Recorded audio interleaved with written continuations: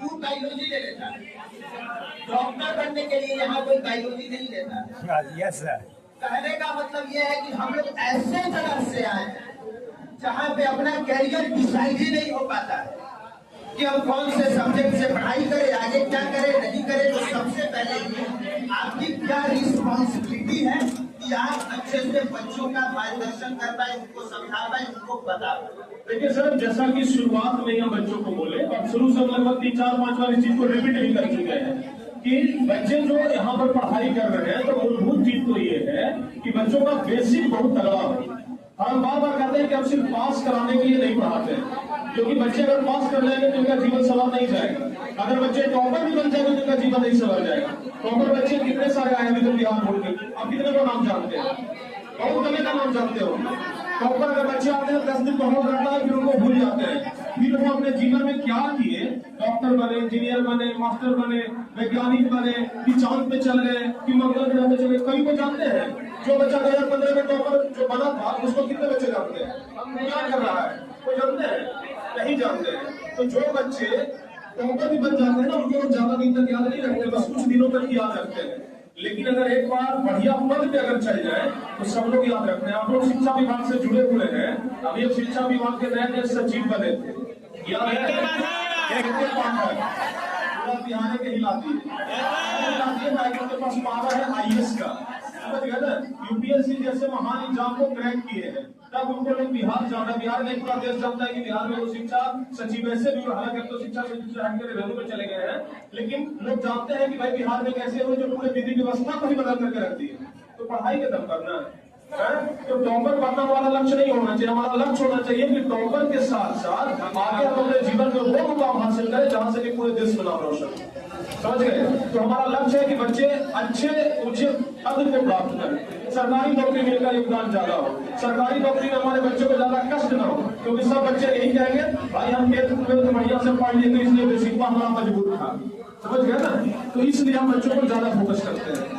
और एक हम कड़वा सच बोल के जाते हैं यहाँ पे, सर को बुरा लगेगा लेकिन फिर भी सुनिए। सर यहाँ पे एक टॉपर नहीं, इनके पास हजारों बच्चे पढ़ाई करते हैं।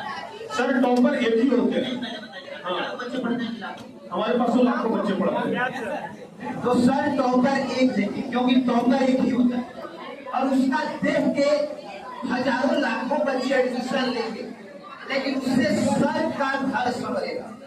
सुनिएगा, मैंने कुछ भी बोलने से, उससे सर के पास पैसा है, सर मालामाल है। आप तब मालामाल होंगे जब आप कंटिन्यू पढ़ाई करिएगा, जब आप कंटिन्यू समझिएगा, सर से फोकस, दुनियादारी से फोकस हटा के जब आप अपने पढ़ाई पे फोकस रहिएगा, तब आप मालामाल होइएगा। सर का काम ठीक है, टारगेट बोर्ड आज की तारीख में वो नाम है, मुझे पता है, पर्सनली मैं जानता हूँ, जिसने की एक नया अध्याय जोड़ दिया है टॉपर्स देने में। टारगेट बोर्ड उस कोचिंग संस्थान का नाम है जिसमें बच्चे सबसे ज्यादा ऑनलाइन भरोसा कर रहे हैं, अब ऑफलाइन भी यहाँ पढ़ाई करने आएंगे। सर का ठीक है, और जब तक सर टॉपर देते रहेंगे सर का ठीक रहेगा, लेकिन इतने बच्चों का एक साथ ठीक नहीं हो पाएगा।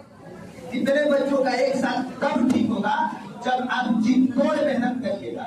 आपसे अगर कोई 5 मिनट ज्यादा पढ़ लिया तो वो आपसे आगे ही होगा, क्योंकि सिर्फ और सिर्फ 1 लाख की वैकेंसी के लिए 10 लाख से ज्यादा फॉर्म भरा जाता है, 10 लाख से ज्यादा। तो इसमें सर आप सर देखिए, सबसे पहले तो हम इस पर बात करेंगे जो आपने कहा कि सर तो मालामाल हो जाएंगे, ठीक है ना? हम मालामाल तब होते हैं जब बच्चे हमारे टॉपर बनते हैं, समझ गए ना? अरे बच्चों से तो फीस के लिए जाता है, क्योंकि अभी हम लोग देख रहे हैं कि टारगेट बोर्ड के टी-शर्ट पहने हुए जितने भी लोग हैं, कुछ लोग तो टी-शर्ट भी नहीं पहने हुए हैं, सब लोगों के पीछे परिवार चलता है, समझ गए ना? सब लोगों के पीछे परिवार चलता है। आप भी लोग अगर बड़ा होकर नौकरी करिएगा तो कहेगा कि फ्री में हमें क्या खटो, तो खटिएगा बाबू, फ्री में काम करिएगा। तो आप जितने लोगों को देख रहे हैं ना, ये लोग नहीं है, इनके पीछे पूरा परिवार है, और ये अपने पूरे परिवार का जिम्मेदारी छोड़ करके और जिम्मेदारी को लेकर के भी आए हैं टारगेट बोर्ड में। कि टारगेट बोर्ड में हम अपने ऑनेस्टली रूप से काम करेंगे तो टारगेट बोर्ड से भी कुछ पैसा मिलेगा, और उस पैसों से हम अपना परिवार चलाएगा, और बदले में आपको वो चीज देंगे जो आपका भी जीवन संवारेगा, समझ गए ना?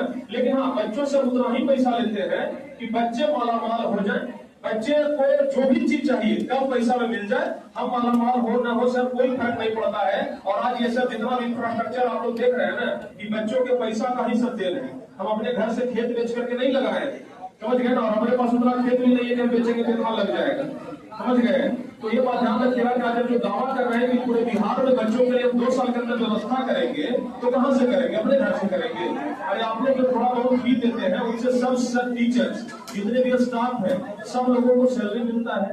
उसके बाद जो पैसा बच जाता है उससे हम आगे का विकास करते हैं, बच्चों के लिए विकास करते हैं। सिर्फ अगर हम सर लोगों को ही देने में रह जाएंगे तो फिर आज आपके पास यहाँ पर कैसे खड़ा होंगे? तो ऐसा बात नहीं है कि हम पैसा लेकर के माला माल हो रहे, माला माल तो माली हो रहे हैं कि कामों में काम चल रहा था तैयो भी चाम से दाम बढ़ा दिए, समझ गए ना। तो माला माल उसको कहते हैं क्या सर? आप समाधान रखेंगे, समाधान समय देने के लिए आपका बहुत बहुत धन्यवाद। बिल्कुल सर, देखिए हम एक बात आपको स्पष्ट रूप से कहना चाहते हैं कि आपके चैनल के माध्यम से इतना बड़ा प्लेटफॉर्म है आपका और पब्लिक का प्लेटफॉर्म है, तो इसके माध्यम से चूंकि बहुत सारे बच्चे भी देखते हैं, बहुत सारे बच्चे जुड़े रहते हैं, बहुत सारे गार्जियंस जुड़े रहते हैं, तो गार्जियंस को हम ये भरोसा दिलाते हैं कि जो जहानाबाद के अगल बगल के क्षेत्र के हैं तो कम से कम एक बार भरोसा करके देखिए। एक शर्त का प्रचार आता था, पहले इस्तेमाल करें तब विश्वास करें। तो हम यही कहते हैं, पहले इस्तेमाल करें तब विश्वास करें। ऐसा नहीं कि पहले विश्वास कर ले विश्वासघात हो जाए, समझ गए। तो पहले इस्तेमाल करिए तब विश्वास करिए, और अगर यकीन हो जाए तब आप यहाँ एडमिशन लीजिए और पढ़ाई करिए और रिजल्ट देखिए। लेकिन हाँ, अगर रिजल्ट बेहतर हो जाए तो अपने गांव के अगल बगल के 5-10 बच्चों को भी बताइए कि हाँ भाई, टारगेट बोर्ड भी एक संस्था है जहाँ से टॉपर्स निकलते हैं। और आप ज्यादा नहीं, 1 साल पढ़ करके देखिए, उसके बाद देखिए कि हम पहले जहाँ पढ़ रहे थे वहाँ का क्या स्थिति है और आज जहाँ पढ़ रहे हैं वहाँ का क्या स्थिति है, और तब बच्चों के अंदर उत्साह रहेगा। ऐसे ही बच्चे नहीं बोलते हैं पावर ऑफ टारगेट, क्या एक बार हो जाए? चलिए बस जाते जाते एक बात कह के जाते हैं, अपना अनुभव। आप लोगों की उम्र कितनी है? 16, 17, 18, इससे कम ही होगी। मेरी उम्र है 26 साल। कितनी है? मतलब आप लोगों से तकरीबन 8 से 10 साल तक बड़े हैं।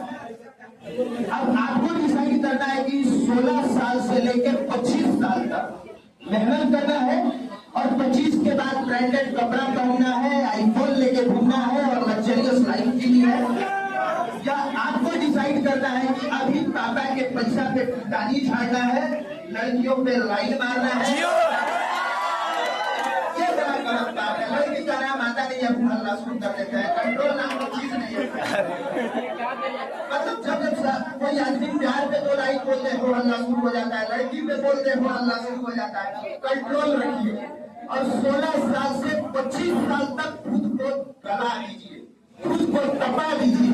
इतना तपाइए कि सामने वाला आपका शकल न पहचान पाए। आपके रिश्तेदार बोले क्या हो गया इसको, कोई बीमारी हो गई है। इतना तपाइए खुद को, और 25 साल के बाद खुद को दिखाइए कि फिर सामने वाला बोले भाई क्या हो गया। सामने वाला शकल देख के पहचान न पाएगी। जिसको 5 साल पहले जिस लड़के को हमने देखा था, जिस लड़के को 5 साल पहले हमने बुआ की बेटी की शादी में बुलाया था, वो लड़का नहीं आया। वो 5 साल के बाद आज इस कंडीशन में है। आपको ज्यादा मेहनत नहीं करना है, सिर्फ 16 से 25 साल। अगर 16 से 25 साल आपने मेहनत नहीं किया तो फिर 25 से लेकर के और 70 साल तक आप वो करिएगा जो सोचने में आपकी खूब कामयाब